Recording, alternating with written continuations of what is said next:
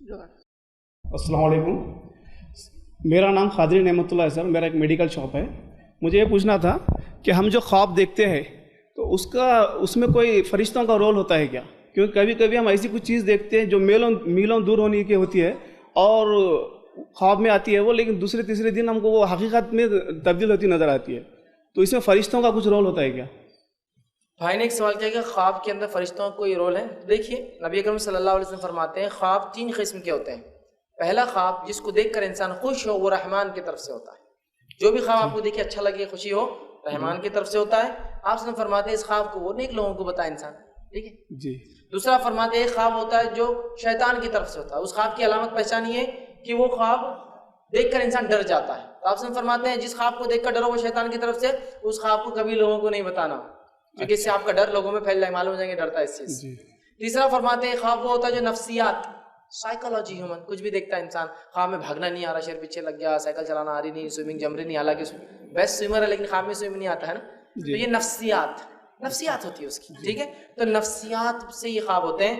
लेकिन फरिश्तों का चूंकि आपने रोल कहा, हदीस में कहीं फरिश्तों का रोल ख्वाब में नहीं आता जी। रहमान की तरफ से, शैतान की तरफ से, नफ्सियात, साइकोलॉजी, लेकिन उसमें फरिश्तों का तस्करा चूंकि नहीं है तो लिहाजा मेरे लिए बोलना मुमकिन नहीं कि क्या फरिश्तों का रोल ख्वाब में होता है अच्छे ख्वाब में, वल्लाहु आलम। तो कुछ चीज़ ऐसी हमें मालूम पड़ जाती है कि एग्जैक्ट वो बहुत दूर होती है एग्जैक्ट। अच्छा, सवाल का ये भी हिस्सा था कि एक चीज़ है जो भाई को इस ख्वाब के जरिए पता चली बहुत दूर है, ठीक है, बाद में बताई। तो इस ताल्लुक से आप फरमाते हैं कि एक सहाबिया थी या एक सहाबी थे, मैं भूल रहा हूँ गालिबन।